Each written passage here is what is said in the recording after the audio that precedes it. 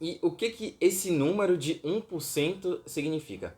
Quando você para pensar que 1% só das pessoas que estão cadastradas na Gupy conseguem emprego, pode parecer um número muito pequeno, né? Não sei sua opinião, mas eu tomei um susto quando eu vi essa manchete de 1%.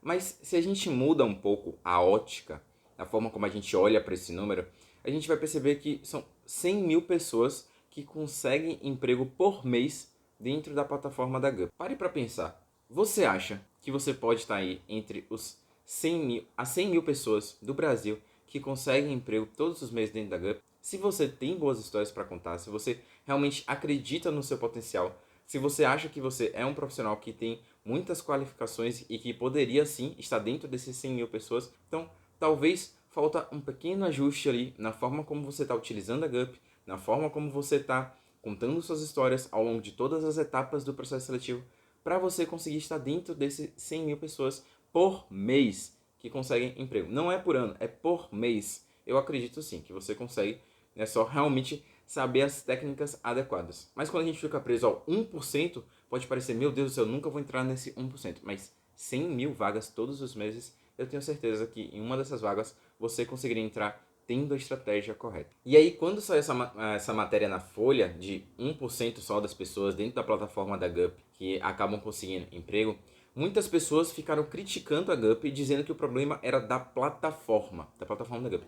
Gente, só um parêntese aqui, tá? Eu não estou recebendo nada para poder falar aqui da Gupy, tá? Vocês sabem muito bem, quem já é inscrito no meu canal, que eu sempre tenho vários vídeos aqui falando pontos positivos e críticas aqui construtivas para a Gupy, para eles sempre estarem melhorando, tá? Então aqui eu não estou realmente aqui ganhando nada, não sou influenciador da Gupy para falar a minha opinião para vocês. Eu só estou querendo abrir os olhos de vocês de uma forma madura e responsável para vocês entenderem esse cenário aqui, tá? Hoje, acho que você já percebeu, nós estamos vivendo uma crise dentro do Brasil.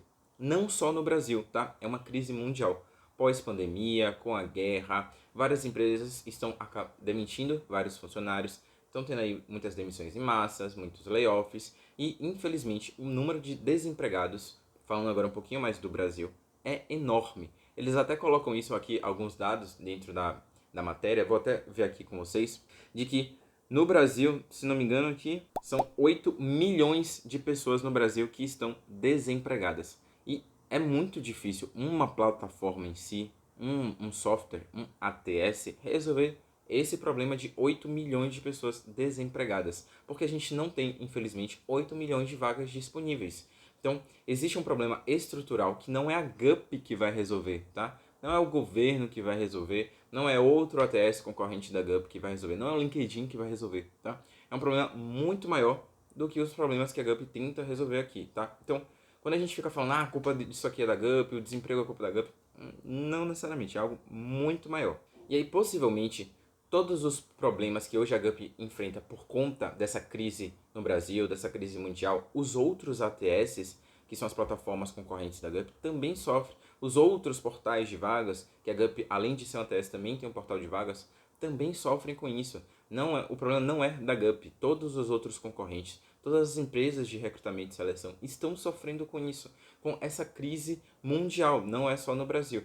Então a gente tem que olhar de uma forma um pouquinho menos enviesada. Eu sei que você pode ter ódio da plataforma, eu sei que você pode aí ter raiva porque você nunca recebeu um retorno, mas muitas vezes, se você já está inscrito, você sabe que eu sempre falo aqui dentro do canal, o problema não necessariamente é da Gupy, e sim de como as empresas, como os recrutadores, os gestores utilizam a ferramenta para poder fazer a gestão do processo seletivo. Nem sempre o que vocês reclamam, o problema é da Gupy. Pode ser muito mais da forma como as pessoas utilizam a plataforma. E aí, quando eu estava refletindo um pouquinho mais sobre esses 1%, eu percebi que, na minha experiência como recrutador, era basicamente isso que acontecia também. Como é que acontecia? Eu até trouxe esses dados aqui para poder compartilhar com vocês. Normalmente, para fechar uma vaga de desenvolvedor, back-end ou front-end, enfim, normalmente eu tinha que mandar mensagem para 100 pessoas. Dessas 100 pessoas, 50 pessoas me respondiam. Das 50 pessoas que me respondiam, 30 aceitavam conversar comigo. Das 30 que aceitavam conversar comigo, 15 pessoas elas eram aprovadas para entrevista técnica com o líder técnico da vaga. Das 15 pessoas que iam para a entrevista técnica na vaga, 3 pessoas iam para a entrevista final ali com o gestor geral da área, que era a CTO da época, né? Que era a liderança, a líder dos líderes da área de tecnologia. E dessas 3 pessoas, apenas uma era contratada. Ou seja, normalmente, até na minha busca ativa, normalmente eu tinha que buscar 100 pessoas para poder fechar uma vaga. Fechar uma. Era 1% só das pessoas que eu abordava que era contratado. E aí, quando eu olhava também para a parte de quando eu abria vaga para inscrição, era a mesma coisa. Normalmente eu recebia mais ou menos ali, em média, 100 candidaturas para poder fechar com uma pessoa. Então, isso é o normal. Independente se é Gup, se é InHire, se é Greenhouse, se é qualquer outro ATS. Isso é normal. É normal esse número, tá? Então, não vamos ficar aqui criticando a Gup. Tanto é que essa matéria, não sei se vocês perceberam, ela foi feita da Folha de São Paulo em conjunto com a Gup. Se esse número fosse prejudicar a Gup, vocês acham mesmo que eles iam se promover, iam permitir aí colocar essa matéria junto com a Folha de São Paulo, construir em conjunto? Não faz muito sentido, né? Então o que eles estão querendo fazer com essa ação?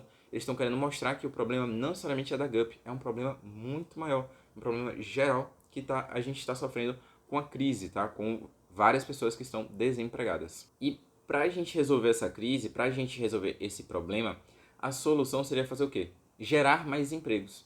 E gerar mais empregos não é um papel da Gup. Quem gera mais empregos? São as empresas, são as microempresas, são os pequenos empresários. Então, talvez a solução aqui seria a gente investir um pouquinho mais no empreendedorismo, fazer com que as pessoas elas conseguissem ter suas empresas crescerem, para que as empresas crescendo, mais vagas possam ir surgindo no mercado.